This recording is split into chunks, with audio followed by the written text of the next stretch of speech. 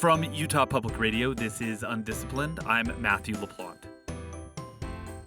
It has been more than 12 years since a Pennsylvania State University climate scientist named Michael Mann woke up to learn that a right-wing media outlet had accused him of having conducted fraudulent research and having engaged in scientific misconduct.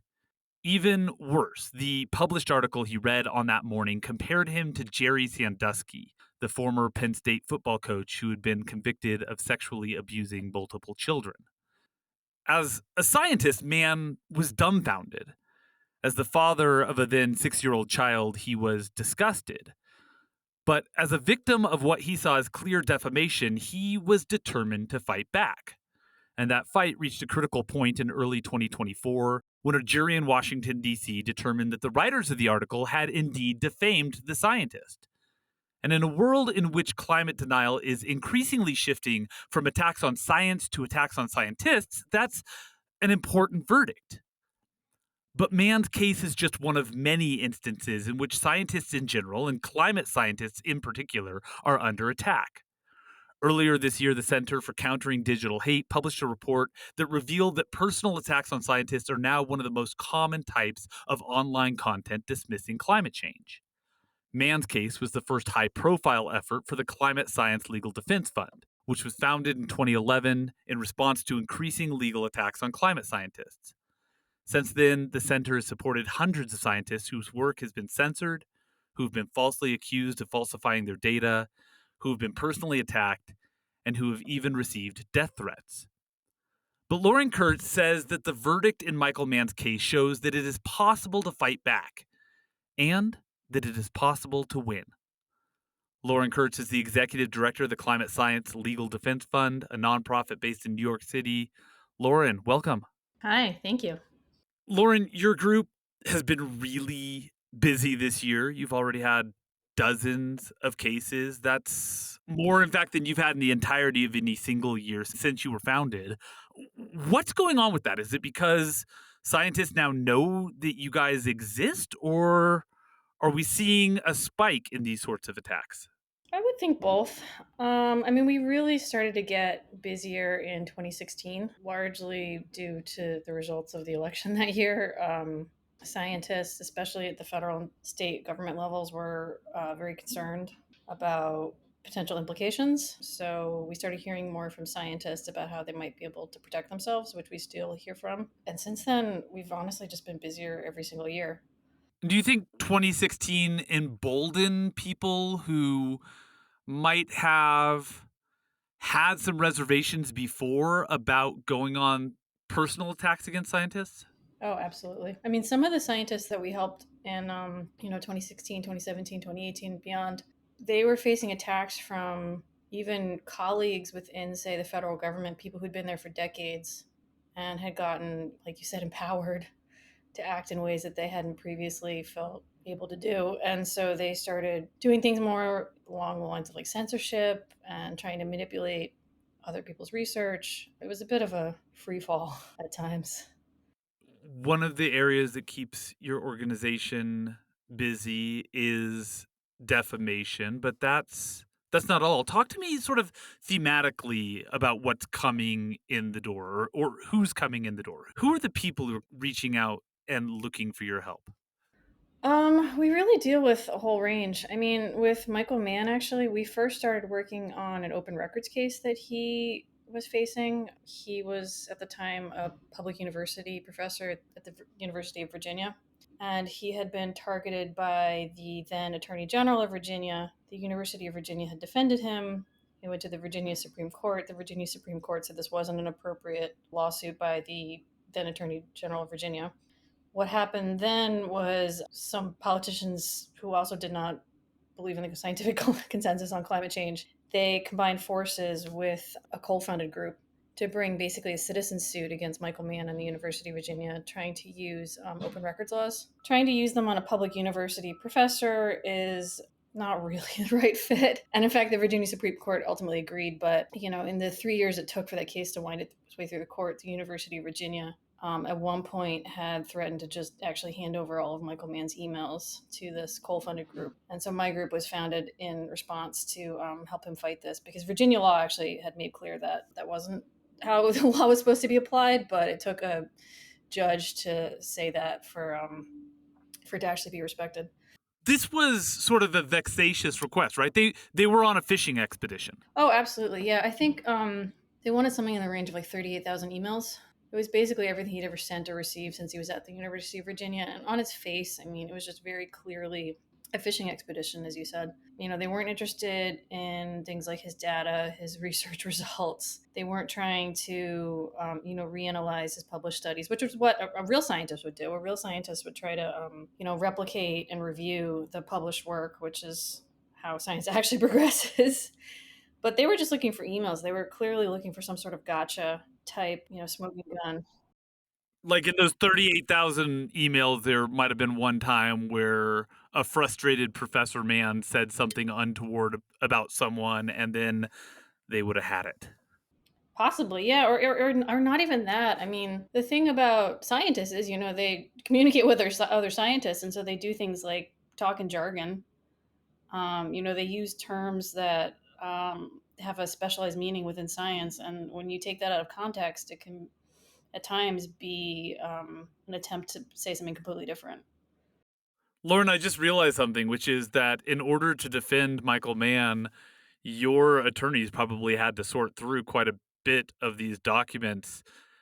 I mean, like the caffeine intake that it would have taken alone to keep these people awake and paying attention must have been extreme. Yeah, I mean, if you actually get to a point where you need to review all these emails, it's quite a lot. I mean, we've had not in this case, but like we had another case where the scientists were talking about statistical analysis, and they realized that some of the data from the temperature records that they were obtaining, like the sensors, were just clearly wrong because they were so out far of the norm, and so the email said something like "throw out the low numbers." And you can imagine if you get that in the hands of someone who's just determined to reject the scientific consensus on climate change. I mean, that's just a treasure trove, even though it actually is saying something completely different.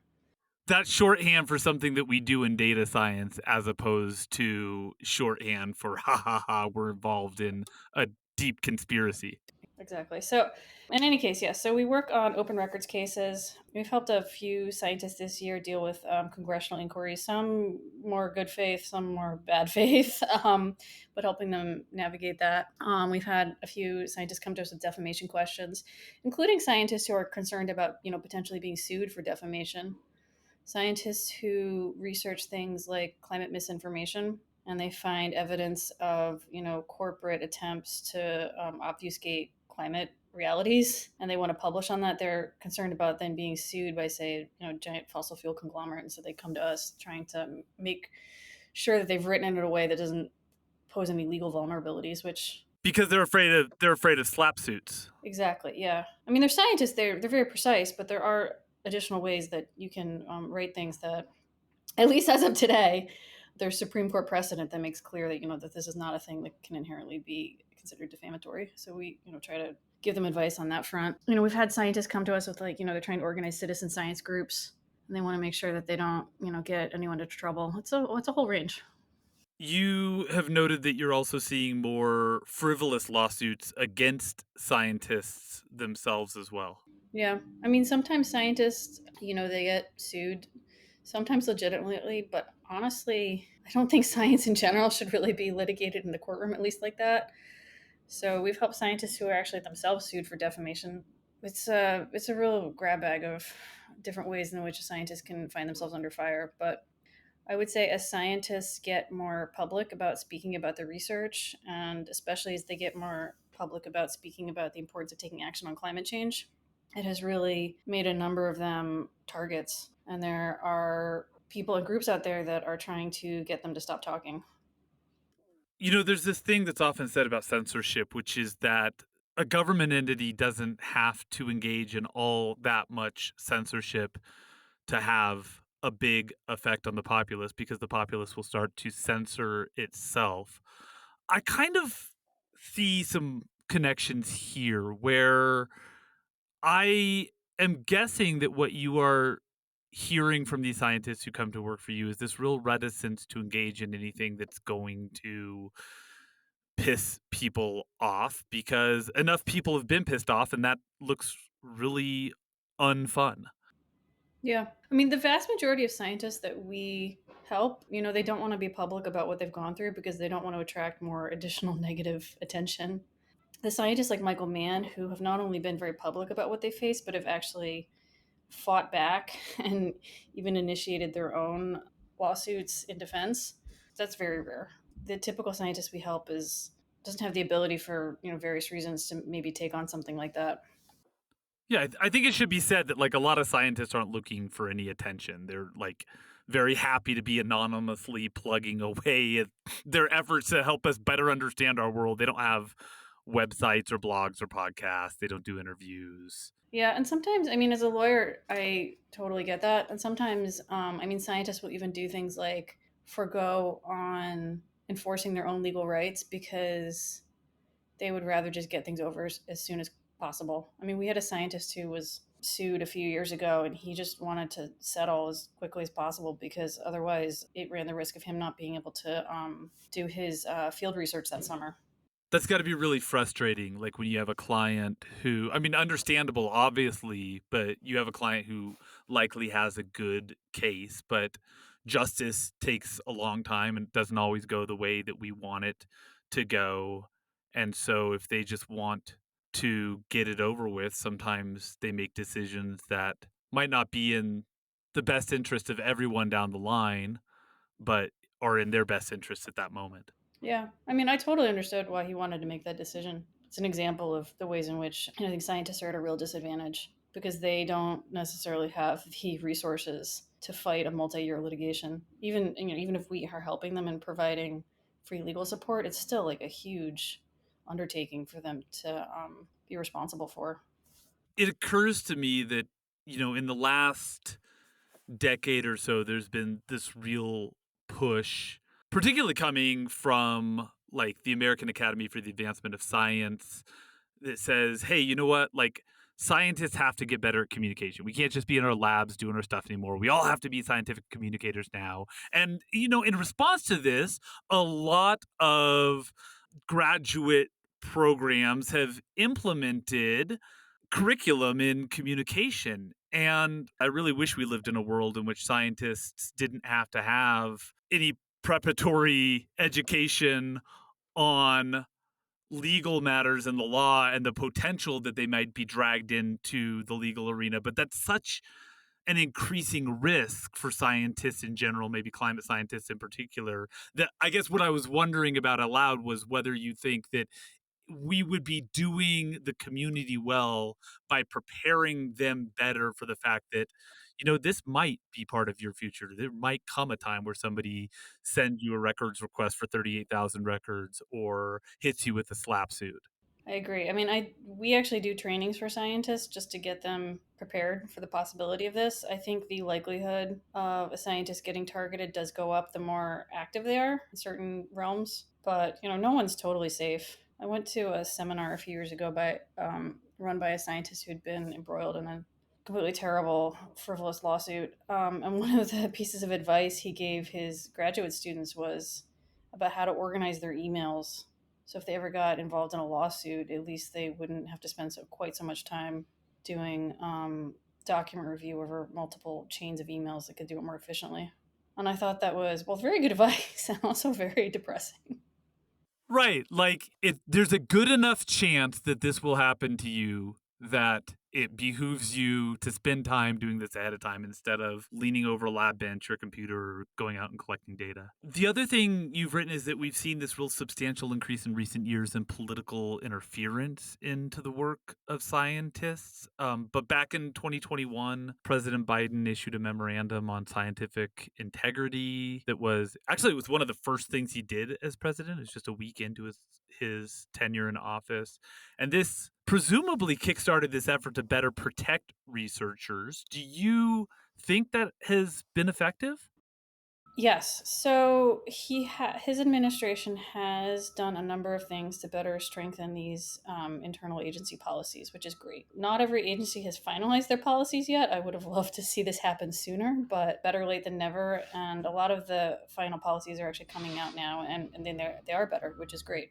Wait. So we're almost to election time, and the policies are just now coming out, which means that in a few months' time, we might blow that up and start over again. Yeah, I mean, the Biden administration took their time and they did things through the administrative protocols. One would hope that a future administration would be careful if they decided to change anything about that, but it's really, who knows? I mean, what really needs to happen is to have some congressional legislation, but Congress has not really shown any sort of widespread appetite to make that happen, unfortunately.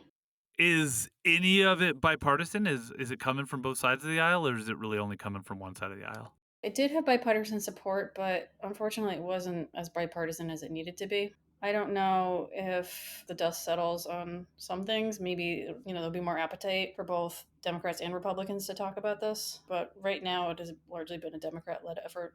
If I give you a magic wand today and I'm like, here you go, write some legislation, but you only got 15 minutes to do it, what do you do? Like, what do you're like, this has to get done right now. It will help the most people most of the time. What would be the one thing? I mean, there are a lot of things I think we could do in 15 minutes, but I mean, my specialty is obviously I'm very interested in helping federal scientists be more protected from things like political interference. And so I would love to see some congressional legislation that speaks to that. Even something very rudimentary would be better than what we have now, which is nothing.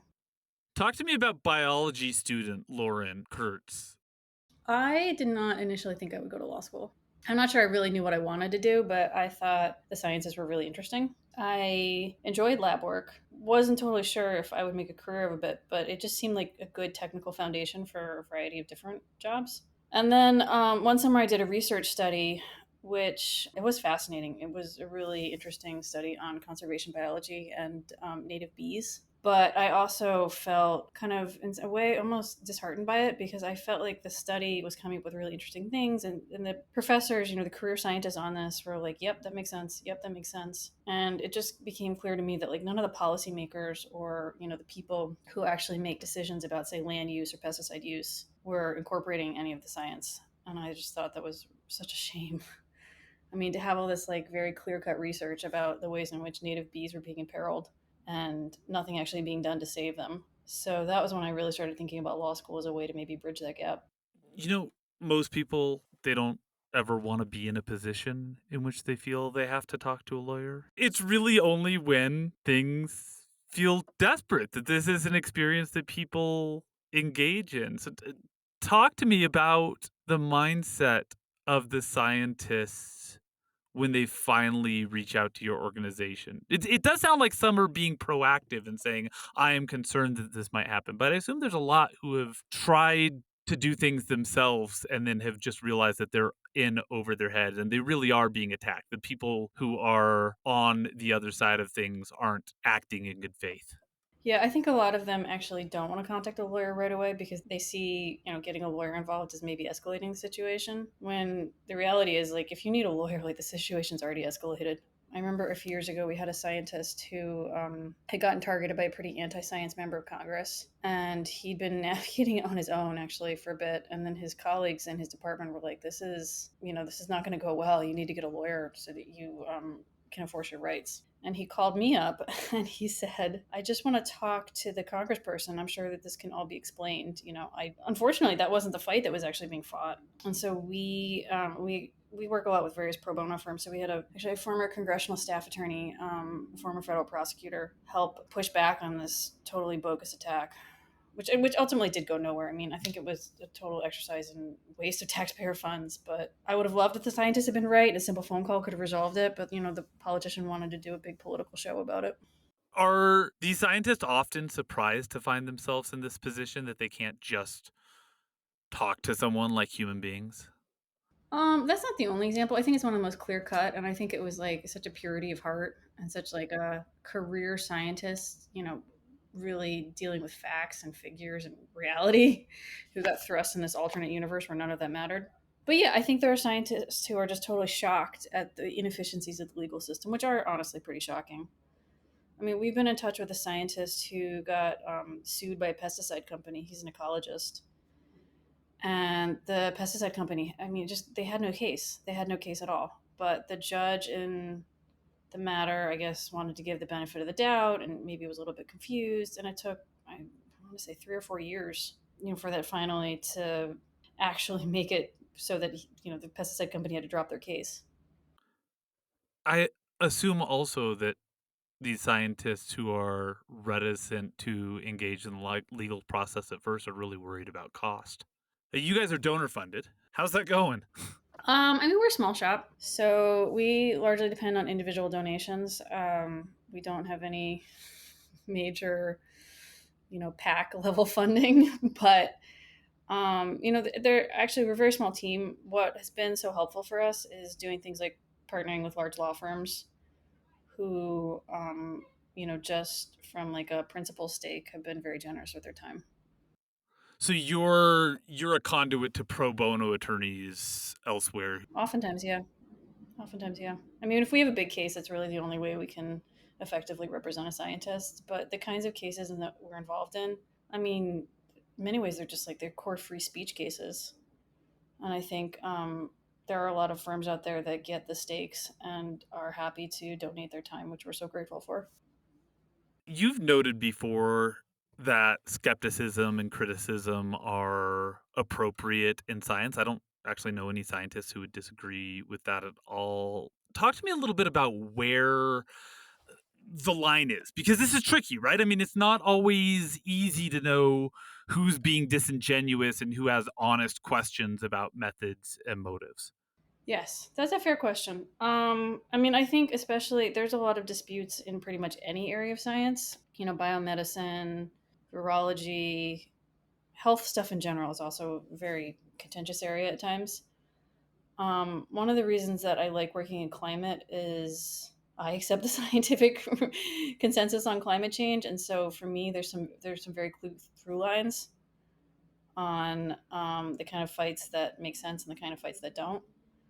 We have had scientists come to us because they have gotten into a squabble with another scientist, and I'm not really interested in splitting hairs. We actually don't help scientists bring defamation cases.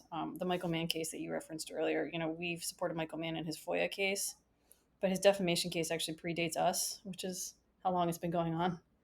So yeah, I mean, there are definitely legit disputes in the sciences. Some of them may involve, very cranky scientists, but that's not really what we're involved in. And we're really trying to help scientists who are getting targeted because of their work in ways that are inappropriate. We're not here to like mediate good faith scientific disputes, even if they're hostilely done. Lauren, I know you're proud of your organization, rightfully. So I want to make sure I frame this in the right way. Like, I think it's good that your organization exists, but it also seems really sad that your organization exists. No, you nailed it. It's a bit painful. Like I am glad to be here. I think of us as one of the last lines of defense against misinformation. But I would love for the goalpost to be moved and for this type of work to not be necessary. Do you think we get there? Is that a possible future, or is this a battle that we're going to be waging for a really long time? I think it's a battle, unfortunately, we're going to be waging for a while. I do think that it's changed in ways that, in some ways, are disappointing, but in some ways, to me, actually indicate some positive trends. I mean, Michael Mann, especially in the early days, he was targeted for the scientific reality of his research. I mean, people just accused him blatantly of making things up. And we still have that, but not nearly as much. Now, climate scientists are attacked because it's a much more nebulous thing in a way, and that makes it more dangerous. But the arguments seem to be along the lines that a scientist doesn't have the right to speak, or a scientist, did something inappropriate by speaking publicly about climate change, or that they're biased, or they have a conflict of interest, or something. I mean, they're trying to undercut the researchers, and also very aggressive and inappropriate ways, but the actual acceptance of the scientific reality of climate change has come a long way, which I think is positive. That's Lauren Kurtz. She is the executive director of the Climate Science Legal Defense Fund, a nonprofit based in New York City that provides legal assistance to researchers and institutions engaged in climate science. You can learn more about her work at csldf.org. Lauren Kurtz, thank you. Thank you. This was great. UnDisciplined is a production of Utah Public Radio, and if you happen to live in Utah, you can listen to us on UPR every Thursday morning at 10:30. If you miss us then, you can listen to every episode of UnDisciplined wherever you get your podcasts. Our program is supported by the College of Humanities and Social Sciences at Utah State University, and from listeners like you, you can support our work at donate.nprstations.org/UPR. Our producer is Reagan Edelman. Our theme music is Little Idea by Benjamin Tissot. And I'm Matthew LaPlante. Thanks for listening. Now go have big ideas.